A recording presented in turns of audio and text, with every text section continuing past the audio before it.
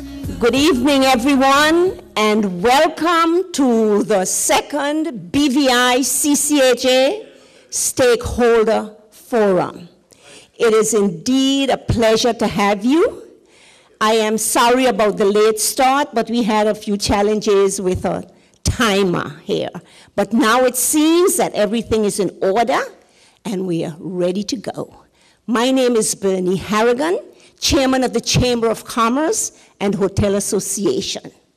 Tonight, we have 5 representatives from the 5 different parties, and I am going to welcome them to the stage. First, we have representative from the Virgin Islands Party, Mrs. Dancia Penn Sala. Miss Sala, let's welcome her.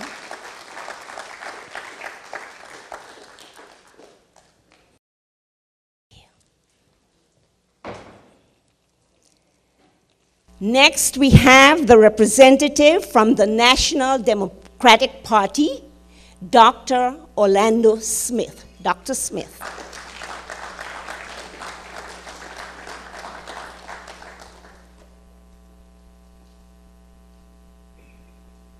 Right next to Danny. Next, we have the representative from the United Party, Mr. Conrad Maduro.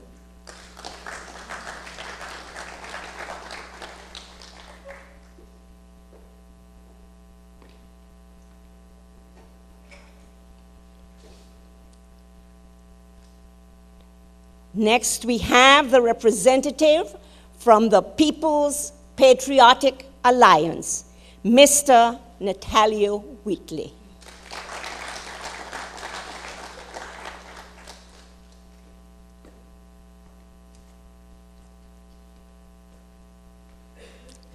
Last but not least is a representative from the Party of the People, Mr. Alan Whitley.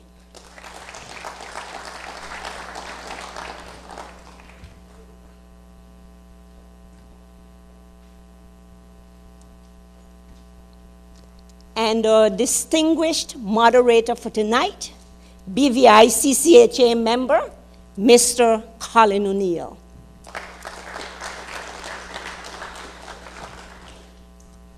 And our timekeeper, another BVICCHA member, Miss Janet Oliver. And to you, a wonderful audience, thank you so much for coming. As you know, tough times demand tough questions. And to those questions, we need visionary responses. Because of the difficult times we're in, we're holding our elected officials to a higher standard. And tonight, I would like you to listen very carefully to the questions and to the responses that we get. Regrettably, the Honorable Deputy Premier, because of miscommunication, did not receive notice of the change in the time of tonight's forum, which was changed from tomorrow to today. So we are sorry about that, but we are very delighted that she's here tonight. Let's welcome her.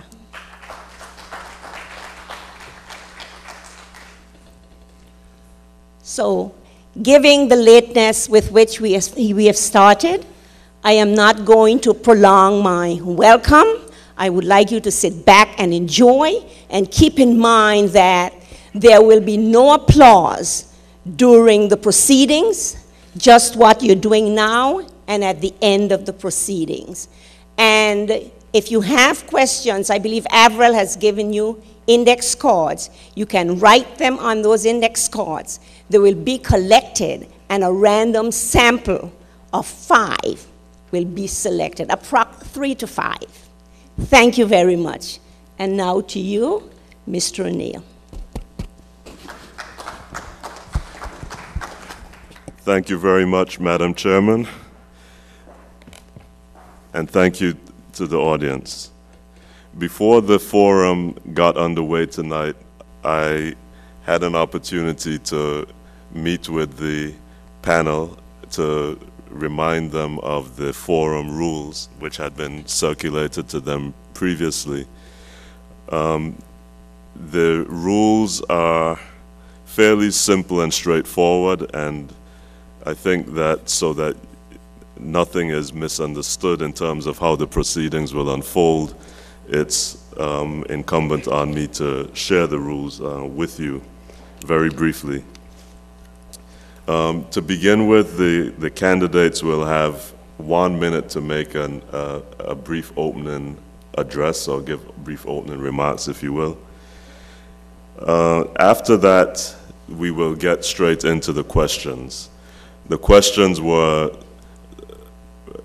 prepared by the chamber and touch a fairly wide range of subjects. But of course, because this is the Chamber of Commerce and Hotel Association, the focus is primarily on matters economic, if you will. So the candidates will have 2 minutes to respond to a question.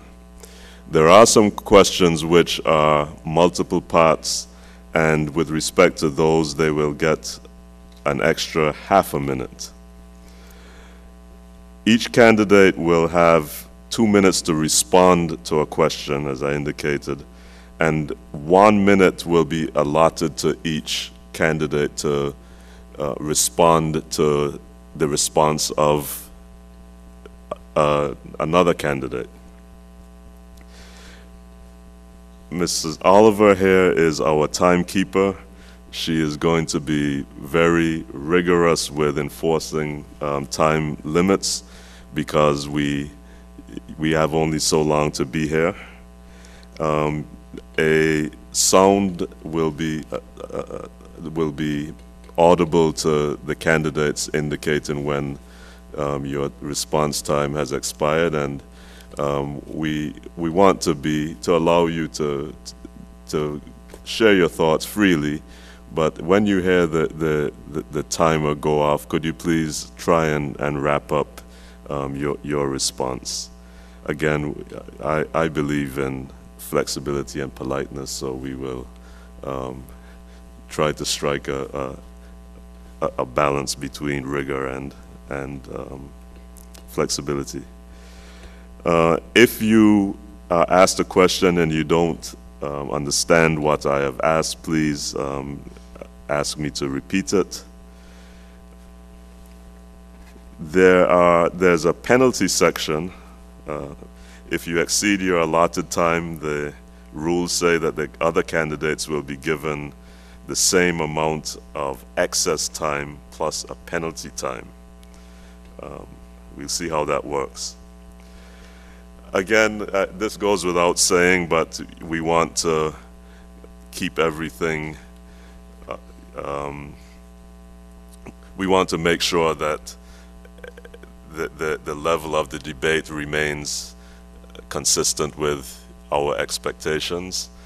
So we respectfully ask that we refrain from ad hominem remarks and no name calling or any such thing. These are things I don't really think I need to tell you, but they are in the rules. And finally, again, in the interest of keeping things moving along, we ask that you save your applause for the end of the proceedings. I'm not sure if you can hear me, can you? Yeah, okay, thank you. Okay, we'll get right into it. Opening remarks, starting with the Deputy Premier, Honorable Dancia Penn. Thank you so much, Mr. Moderator. A very special good evening to each of you who has joined us here at the Eileen Parsons Auditorium. A very special good evening to my fellow panelists. I would like to begin by commending the Hotel and Commerce Association for convening this forum. Debate, discussion, and interaction are very important. They are essential things in a democratic society. Government should be held to account.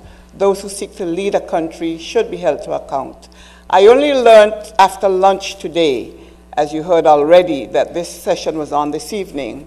But here I am, 24 hours earlier than I had thought I would be required to be here. But I fully embrace this opportunity, and I would like to say to each and every one of you in the audience and to my fellow panelists that I look forward very much to an open, candid, respectful, informative discussion this evening. Thank you. Honorable Orlando Smith, Leader of the Opposition. Thank you, Mr. Moderator. Pleasant good evening to everybody in the audience, timekeeper. I'd like to also say how I commend the Hotel and Commerce Association for hosting this forum today. At a time when we are living in such difficult times as far as the economy is concerned, and particularly when our trading partner, our largest trading partner, the United States, is also continuing in the throes of recession, which seems to be a little way from resolving, we have to wonder how it will affect us, how it will continue to affect the British Virgin Islands.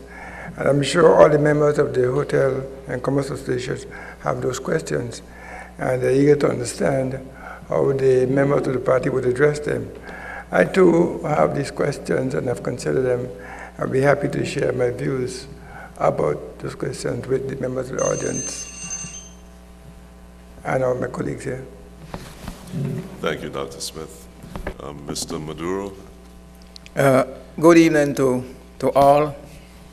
I'm glad to see that you're here to show some interest, and I hope that the questions that are being asked would more or less represent your concern, and that we would be able to give you the answer to help with your political problems. As you know, I'm Conrad Maduro, and one of the founders of the United Party and the president of the party. So we're here tonight to deal with your concern of the territory as a whole. Thank you. Thank you, Mr. Maduro. Mr. Natalio Wheatley. Yes, I would like to say a hearty greetings to everyone in the crowd. It's a pleasure to be here among my esteemed colleagues here, the panelists. I'm representing the People's Patriotic Alliance, proud to be here doing so. I'd like to, as well, thank the Chamber for having this forum for us to be able to debate our views. I'll put it in context by saying that 3 out of the 4 panelists here tonight are my family. And the Virgin Islands, and perhaps maybe Mr. Maduro might be family as well. I'm not sure if we go back far enough, but we are family here, and we don't want politics or anything to divide our territory. And I thank you for raising the level of debate, past any slander and personal attacks, to dealing with substantive issues in the best interests of this territory. Thank you, Mr. Wheatley. Mr. Alan Wheatley. Yes, thank you, Mr. Moderator. Good evening. I too would follow the protocol already established by the Deputy Premier and say good evening to the audience.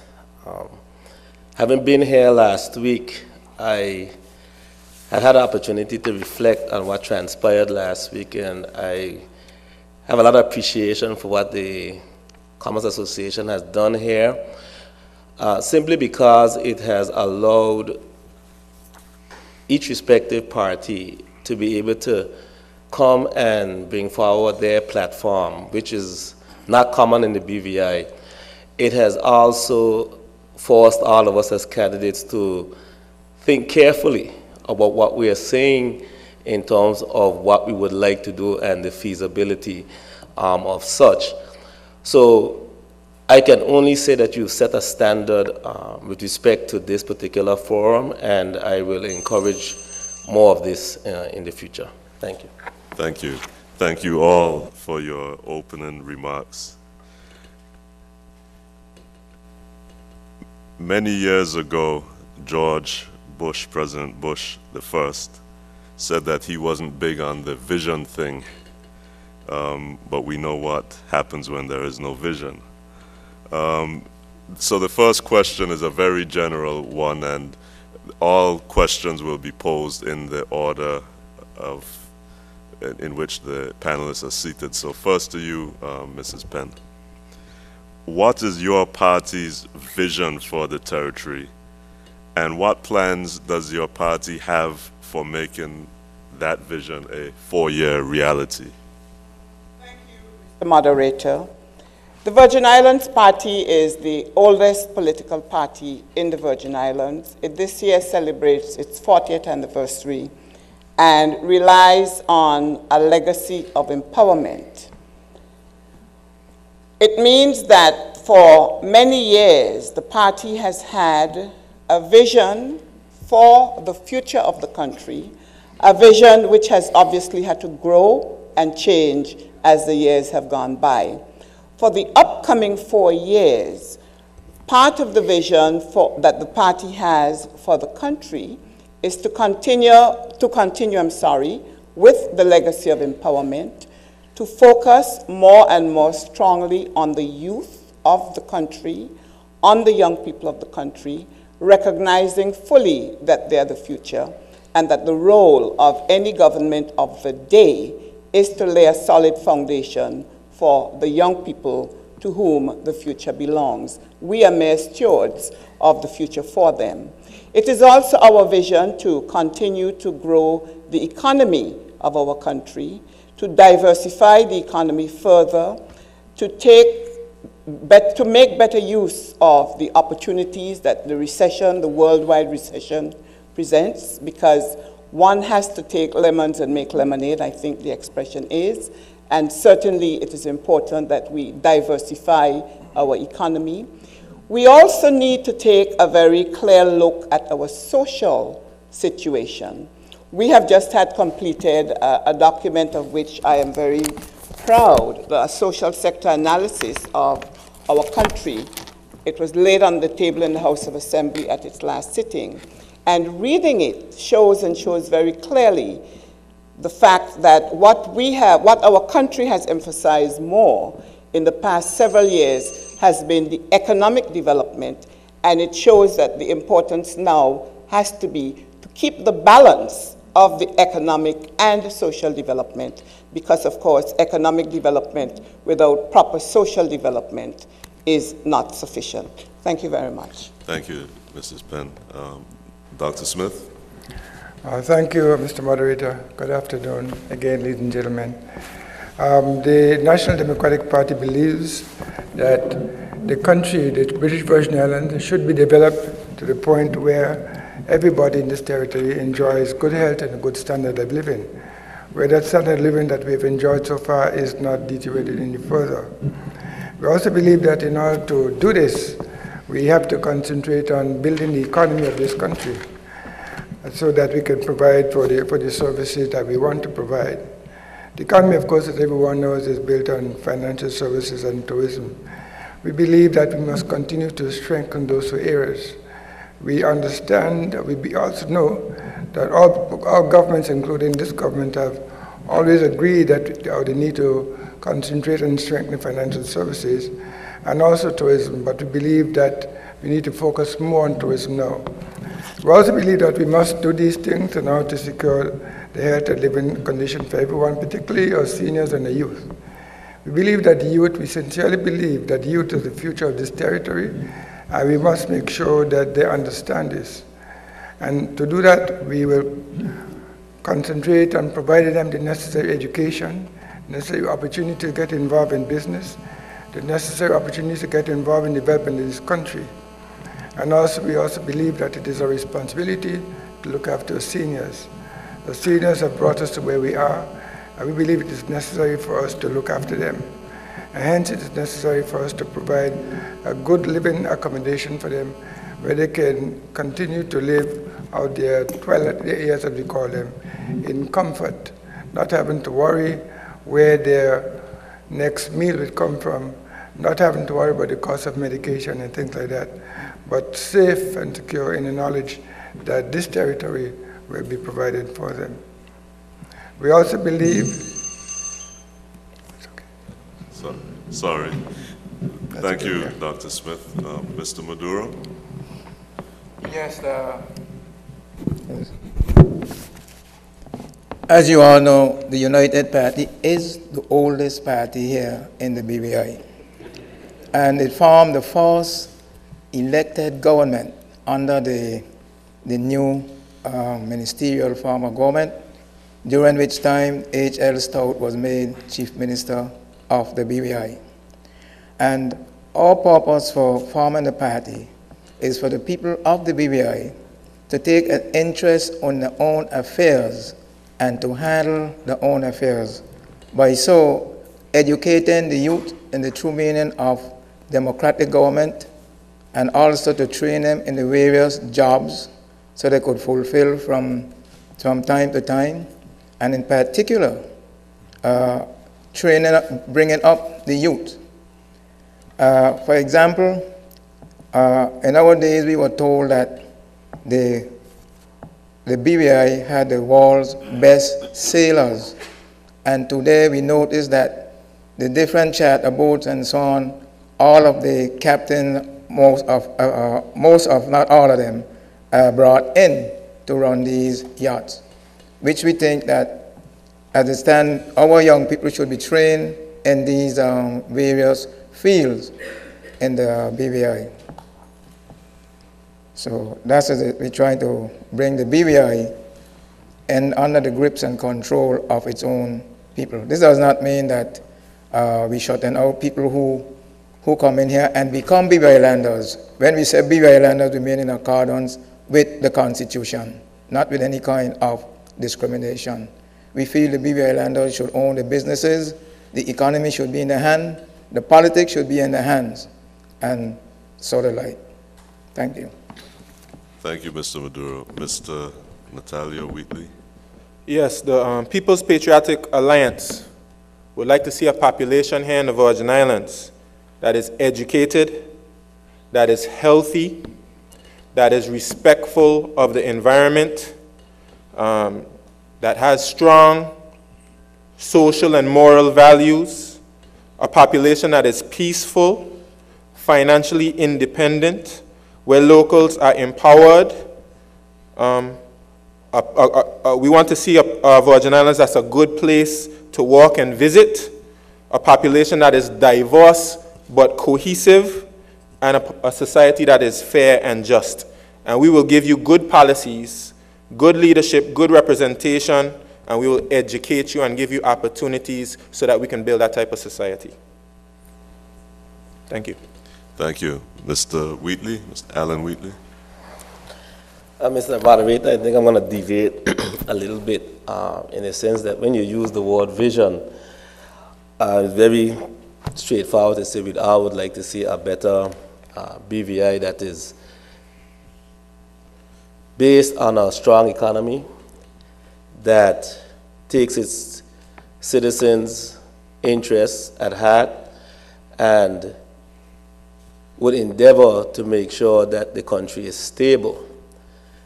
But I would actually try to go a little further and say that the vision, as much as it is just but that, some sense of where you would like to go.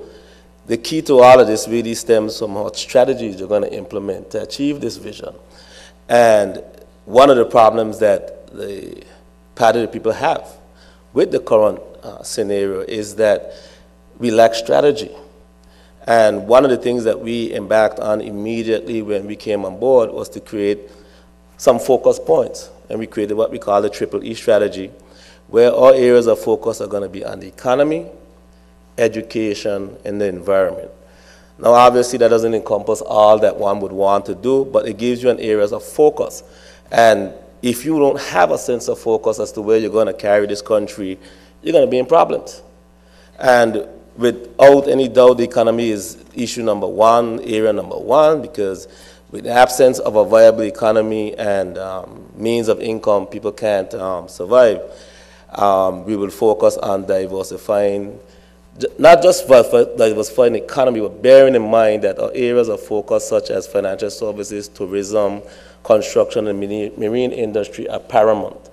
With education, there are a lot of areas that need to be focused on that we can elaborate on as we go forward. And with the environment, well, that's without question that we have a lot to do in that area. Thank you. Thank you. Staying somewhat with the vision theme, it is beyond dispute that the global economic crisis has adversely affected the BVI economy, both directly and indirectly. What is your party's view, very briefly, of the BVI's current economic situation, and what's your plan for recovery and/or development? It's a wide question, but if you could share some of your key points. First with you, Mrs. Penn. Thank you very much, Mr. Moderator. Yes, it has been, and we believe for a little time more, will continue to be a very challenging period. Part of what the Virgin Islands Party intends to do is to continue to seek to strengthen our financial services industry through, in particular, engaging the international fora even more than we have already been doing. It is also our intention to seek to diversify areas within the financial services industry. We intend to intensify the outreach to new markets, to the BRICS, Brazil, Russia, India, China, South Africa. There is every intention to explore in particular the South American market in terms of our financial services sector. And of course, always with the financial services sector and the countries with which we have relationships, there is the add-on and the added opportunity for development of the tourism product. In addition to that, we are looking very actively and intend in the future to look very actively at different views different from those that have been the traditional ones of increasing the revenue base in our country. We are intending to look at ways to create more incentives for people to go into business, and in particular young people, because they have to be the focus, as I have said earlier. They have to be, and they are the focus. And part of what we intend to do is to continue to provide more and more opportunities for them to grow, to get into business, to grow businesses, to become more educated, to become better trained, and better equipped for whatever economic activity they may choose to pursue. Finish your thought. Thank you very much. I was also going to go on to say that in the area of tourism, we believe that there are great opportunities that have not yet been explored in that field, and it is our intention to seek to pursue those. Thank you. Thank you.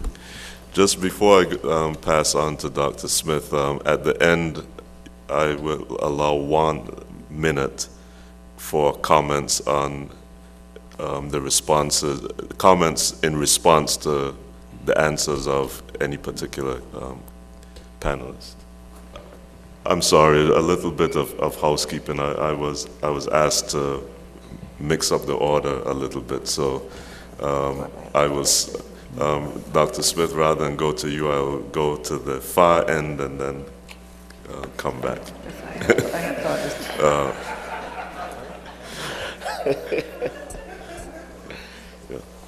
Mr. Wheatley, again, just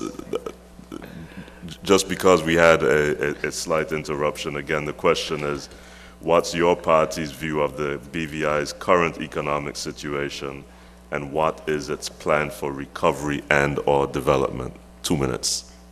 Okay. Thank you, Mr. Moderator. Well, one would recognize that we have a scenario where the economy is quite slow. It could attribute it to a number of different factors, which I wouldn't want to get into tonight.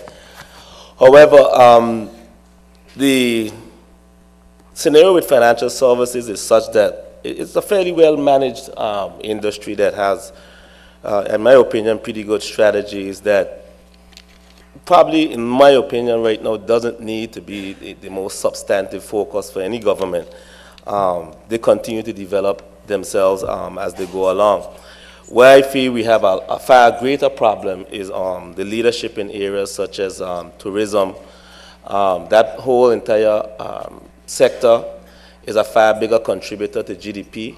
So is the construction industry, and so is the marine industry. And really and truly, if you wanted to actually get this economy moving in the right direction, you have to focus on things that are bigger contributor to GDP. Tourism is by far the largest, and we have to diversify the product lines that we offer. We discussed this last week in terms of offering different products to tourists. We talked about things about looking at improving our airlift. There are a whole host of things that need to go into the tourism, water-based activities, and the like, or road infrastructure to make the whole product far more attractive. We have a tremendous problem where construction is dead. We don't have enough licenses or permits being issued for construction. If construction was to move a good 50%, it would alleviate a lot of our existing problems in terms of employment right off the bat. Our whole marine industry, by virtue of having 200 square miles of water, gives us a great opportunity to get involved in fishing and to actually export fishing. So that would be my comments, Mr. Moderator. Dr. Smith. Thank you, Mr. Moderator. I do agree that the economic status of the country now is, the economy is slowed down, there's no doubt about that. Slowed down, and everyone is feeling it to the extent that many people have been laid off from work, and many people are working short hours. And as a new government coming in, we have to concentrate and focus on building that economy. As my colleagues pointed out, financial services and tourism are two main industries, and we must continue to build on those industries. Financial services has been doing quite well. Matter of fact, during the years 2008, 2009, the return from financial services fell a bit, but it's now recovered in 2010 to the pre-2008 levels. But there are other areas besides company formation which we need to focus on. For example, we need to focus a bit more on funds and insurance, captive insurance. We at one time were doing very much better in those areas, but we've fallen back. So we need to focus on that. In order to grow those, build on the financial services industries, besides focus on those things, we need to also focus on our training in areas such as, which would be benefit that, that particular industry. The other main industry is tourism. And I've spoken about this on many occasions. And the basic problem to me is that we need to promote the destination much more. Apart from, and once we have promoted the destination, we need to have airlift to the country so people can get here. And then we've got to do something to clean up the territory. We've got to take care of the litter around, of the cars that are lying around that need to be removed. And we've got to improve the standard of our hotels. We've also got to train our people so we get better service to this territory. And finally, from that area, we've got to make sure that when the people come here, they've got things to do, so they can have a good visitor experience. There are many other areas I'd like to speak about, but the bell has run wrong, so I'll pick that up afterwards. Thank you, Dr. Smith. Mr. Maduro.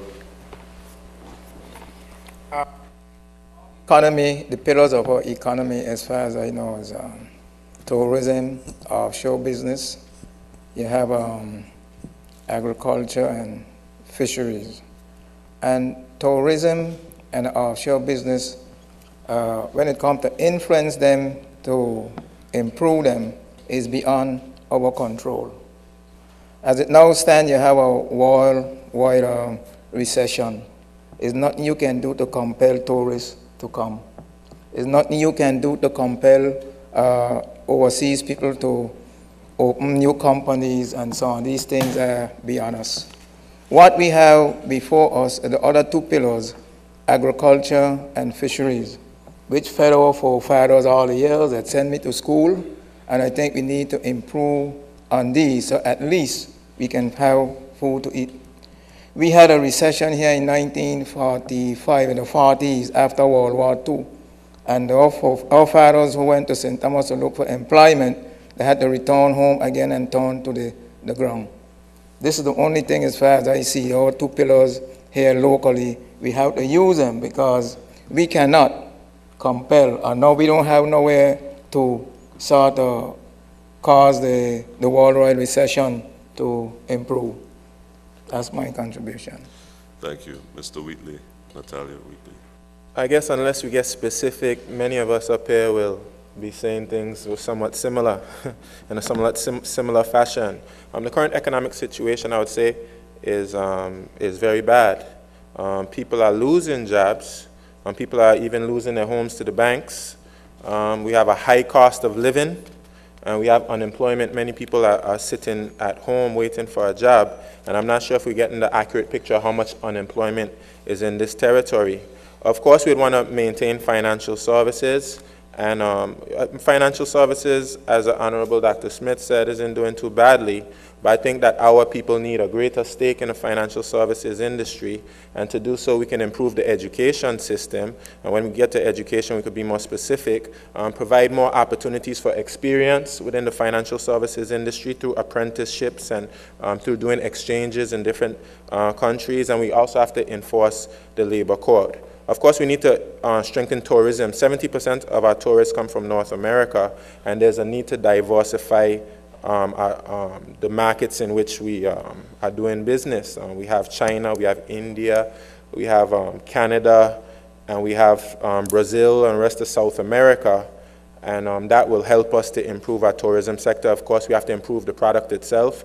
The service that we give, the roads, making sure we get rid of the sewage problem, all of these different aspects of improving the tourism product. We also have to diversify our economy, and I believe the People's Patriotic Alliance will bring a different vision when it comes to how we do economics. It's not simply about selling to North America, it's not simply about selling to Europe, but we ourselves, we buy things all the time. And the money that we spend in Puerto Rico, St. Thomas, and other places is actually providing jobs for other people. So we could start with food. I mean, when you look at the farming industry, we spend millions upon millions of dollars every year on things like chicken, when we have the ability to grow chicken for ourselves and process them, and that will help our economy a lot. Thank you. A reminder that you offered a minute to respond to the comments of another panelist, if you wish to do so.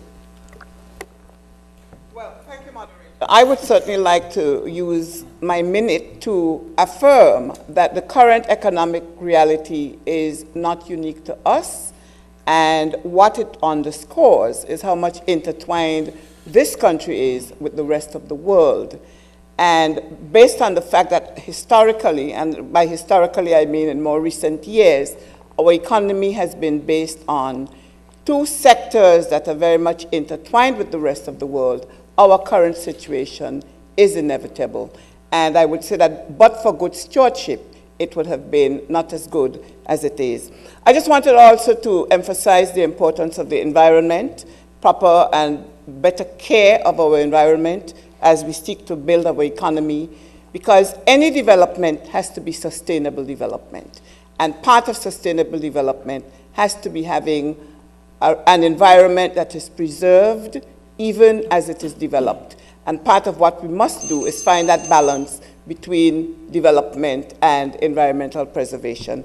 I also wanted to speak about health, but there has gone my minute. Thank you. Thank you, Mr. Penn. Dr. Smith first. Thank you. I want to thank you. I unfortunately was not able to continue my discussion earlier, but there are other areas which are just very important to developing the economy. One, I want to speak about construction. That's very important. That has slowed down, and we have to make sure that that sort of picks up again. We have to look at promoting and facilitating our business sector.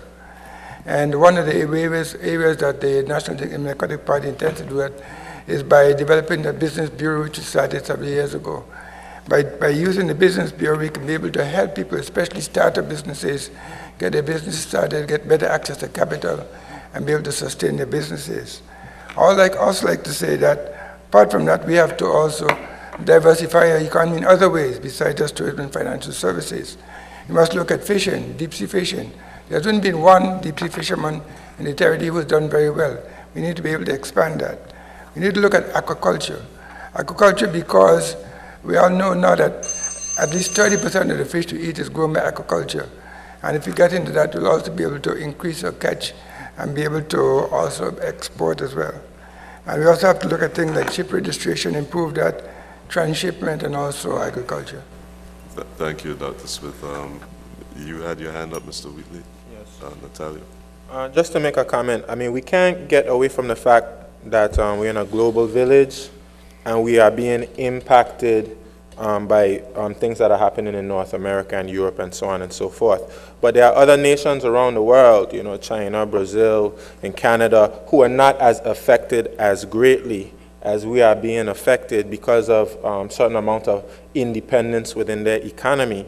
And we have to do, it's important for us not to rest on our laurels in terms of just saying that there's a global recession and there's nothing that we can do about it. We have to ensure that we do what's necessary through, as Dr. Smith said, building a strong business bureau. That was something that we could have done.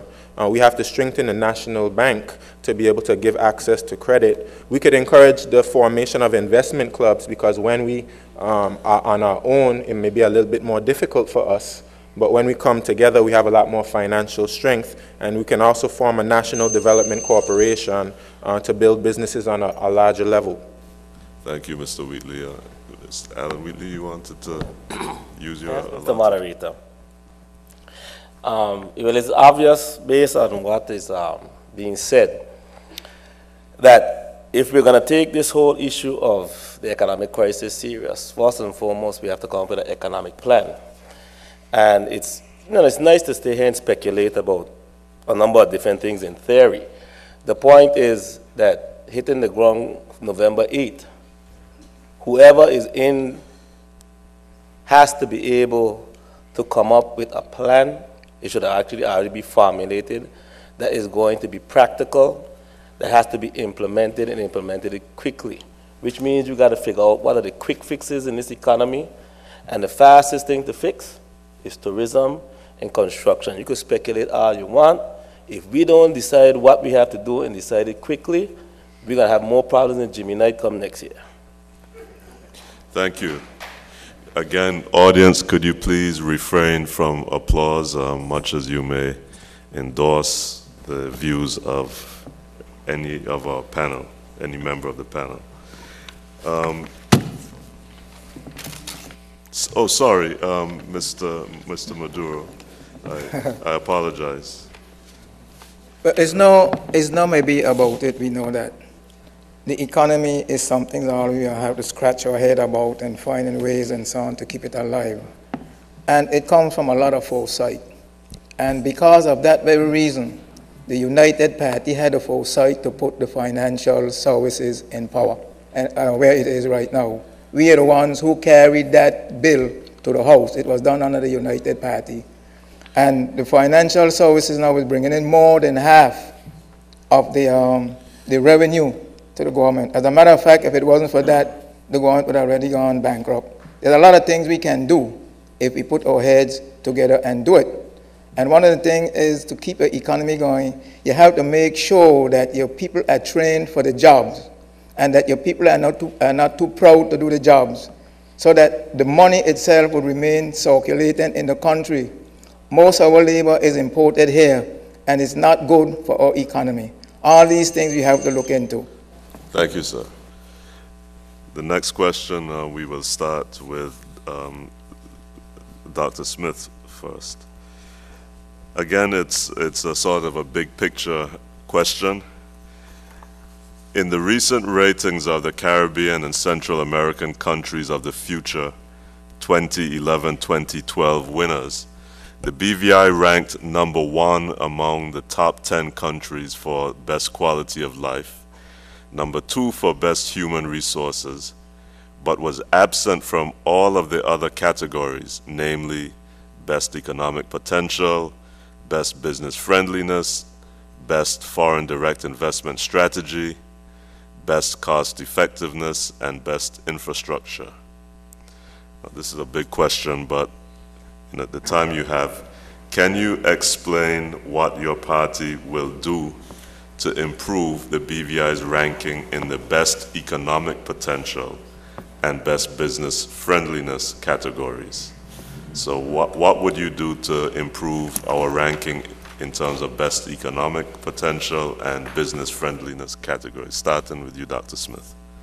We discussed just a few minutes ago what my ideas were as far as promoting the economy is concerned, focusing on financial services, tourism, construction, and all the other things that we want to diverse the economy in, like fishing, aquaculture, ship registration, transshipment, etc. So those are the areas we would like to get into to boost the economy and then show the world that our economy, we can sort of upgrade our rating as far as the economy is concerned. Sorry, what was the second part? Is economic potential and business friendliness. Business friendliness. The BVI was known for a long time that it would, as being unfriendly to investors, unfriendly to business. And that is something that we have to turn around. During the time when my administration office, we tried very hard to do that. And there are several ways we will continue to do it. One of the things that we'll continue to do is to develop that business bureau. By developing that business bureau, we'll be able to, especially for small businesses or new or startup businesses, help them to access capital, help them to get their business plans going, and help them to cut some of the red tape out of government, because that's one of the significant problems with developing and growing businesses. And we'll also, from the point of view of cutting the red tape, we have to consider things like the applications for work permits, the applications for trade licenses. Too often, an application for services from the various government departments, too often when these things are applied for, by the time they are granted, the reason for asking for them has passed. And sometimes when that happens, then the person who has asked for them and invested money in the businesses then end up losing significant amounts of money, and that is not good.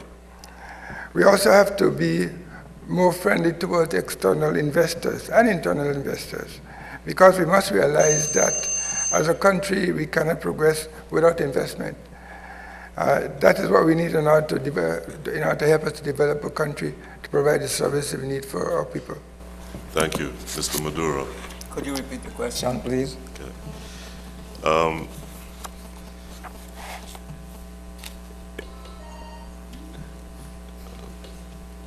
In the recent ratings of the Caribbean and Central American countries of the future 2012 to 2011 winners, the BVI ranked among the top 10 countries for best quality of life, number 1 among the top 10 for best quality of life, number 2 for best human resources, but was absent from all of the other categories, namely best economic potential, best business friendliness, best foreign direct investment strategy, best cost effectiveness, and best infrastructure.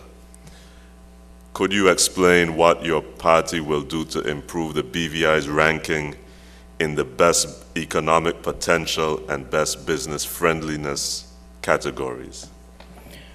Well, first of all, the thing to do is to ensure that your people remain the masters of their own home. By so it means they must have the economy in their hand. By so it means, in other words, they must be involved in business. If we continue to rely on outside investors, it means that when they come in, we have to give them land. The land is constantly going from us. Our people are not trained as it now stands to fulfill the various jobs. So at this time, I think we need, at the same time, while we have this recession, to take this opportunity to prepare our people to master, as I said, to master their own home. Because when your land goes, your freedom goes with it. And it doesn't make sense to allow your land to go, sell your land, and then go to the buyer and ask him for employment. I think that's a step backward. We need to look at ourselves, the way we should and get hold of our economy and train our people to do the various jobs. Thank you. Mr.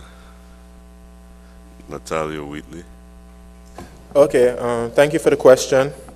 In terms of having a good quality of life and good human resources, I think it's important that we celebrate the quality of life that we have, because many people do have it worse than we do, and also to celebrate those people among us who give us that rating for good human resources. But many people in the community are not experiencing a high quality of life. I mean, when you have to, I was in Road Town and just seeing the sewage bubbling in the streets, and that's not a very good quality of life. Human resources, a lot of people sitting on the side of the road. So, you know, you put the People's Patriotic Alliance in power, we're going to solve some of those problems rather than just relying on that report.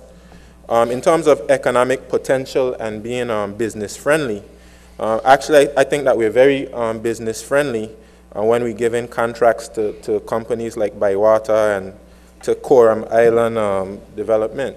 So I think we need to be more business friendly to many of the local people here who have are in business now and who want to get into business, and that will increase our economic potential. Do things like a policy.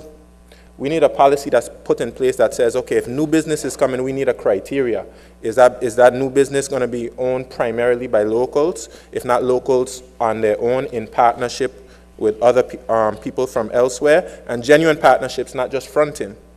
A business bureau that could not just show you how to do business plans, but the business bureau's whole goal is to grow new businesses and existing businesses, grow them bigger, and actually take back some of that market share from Puerto Rico, St. Thomas, and elsewhere. And the business bureau has to be well staffed, not just putting one person in there to help them do business plans. You need economists, you need lawyers, you need all types of positions. Also, you have, as I mentioned earlier, a National Development Corporation. Thank you, Mr. Wheatley. Mr. Alan Wheatley. Thank you, Mr. Moderator.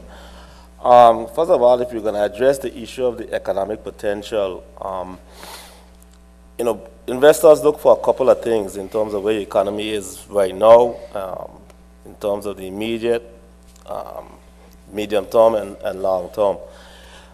In terms of the short term, very quickly, we've elaborated on it quite a bit. You're going to have to look at things like diversifying your tourism product. You're going to have to look at things like your construction industry. People have to see that you're moving, have to see that your numbers are moving to determine potential. Those are the easiest things to do because they're readily in our economy already. There's nothing really much you have to do. You just have to make some adjustments and some investments, policy changes, strategies, and you'll be all right.